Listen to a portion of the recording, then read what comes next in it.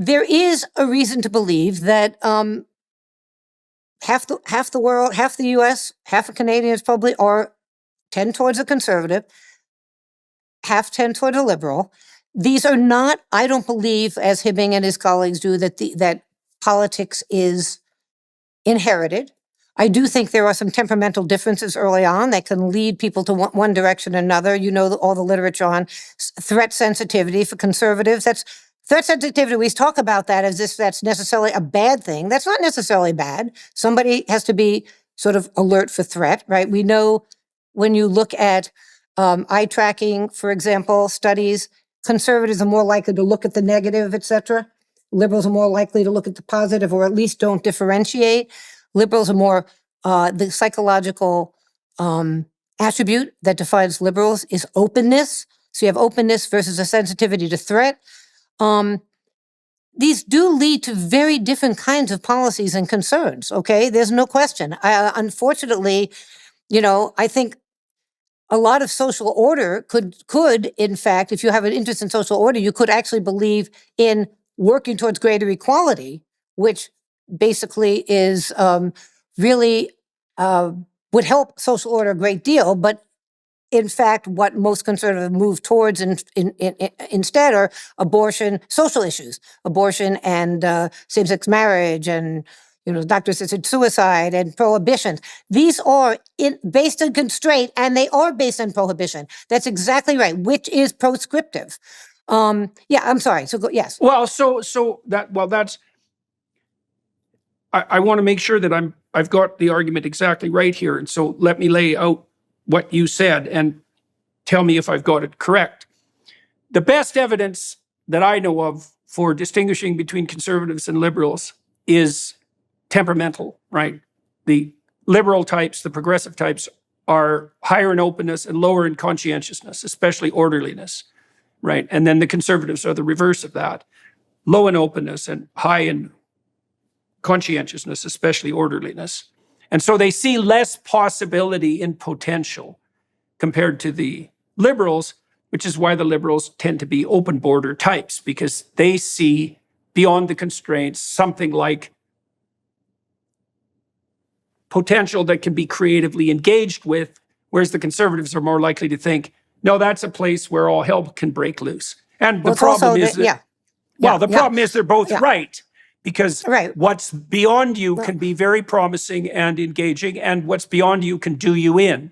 So let's think about what would be the attributes that conservatives will be looking for. Strength and power. Okay, you're talking about threat. Trying to protect from the group, right? Strength and power. Socially defined roles. Everybody knows where they fit. For stability.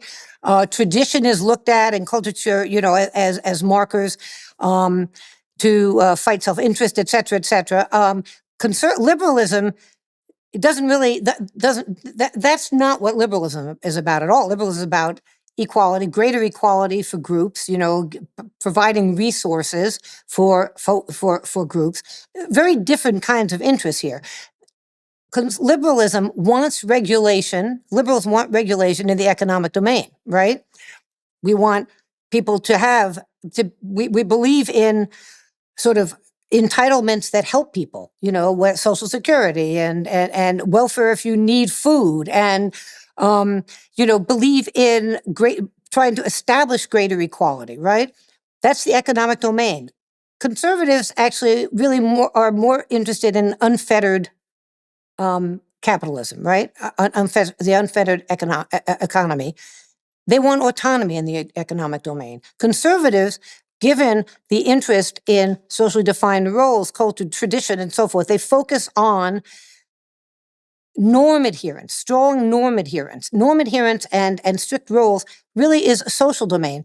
They want regulation around things like abortion and same-sex marriage and things of this sort. And they want autonomy. We have policies that are completely mirror image.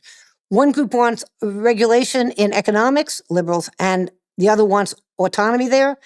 And conservatives want regulation in social domain, and liberals want autonomy there. So you get this crazy thing, which is why people have always said, why is it that conservatives really, they want to be so strict about abortion, but, don't touch the economy? Well, it's because it's not their domain. It's not, you see, it's not where the morality doesn't touch that for them. It's not a relevant domain.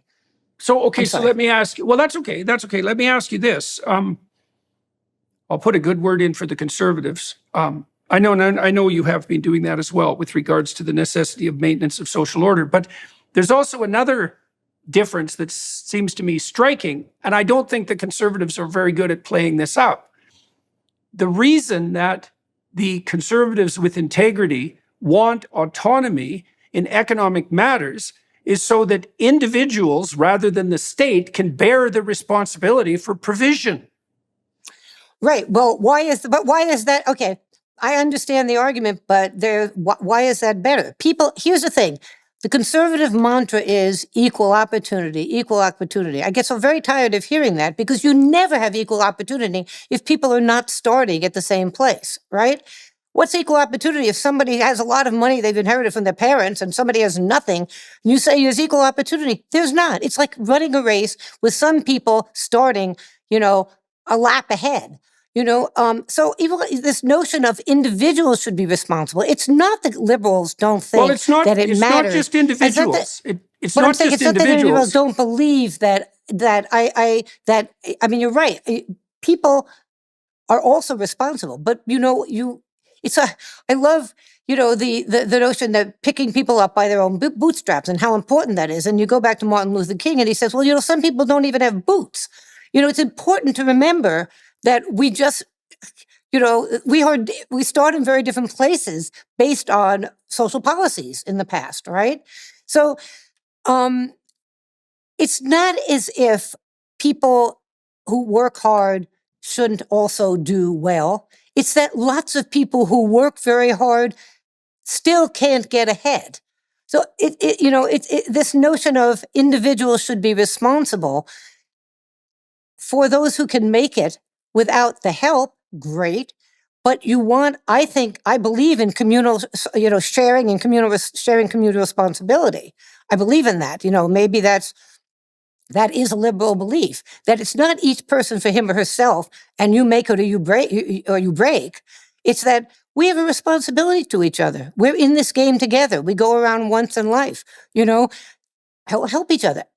And that includes having a system, government, right? That's what we got, helping those who need it. And I don't think that's inconsistent with people also working hard.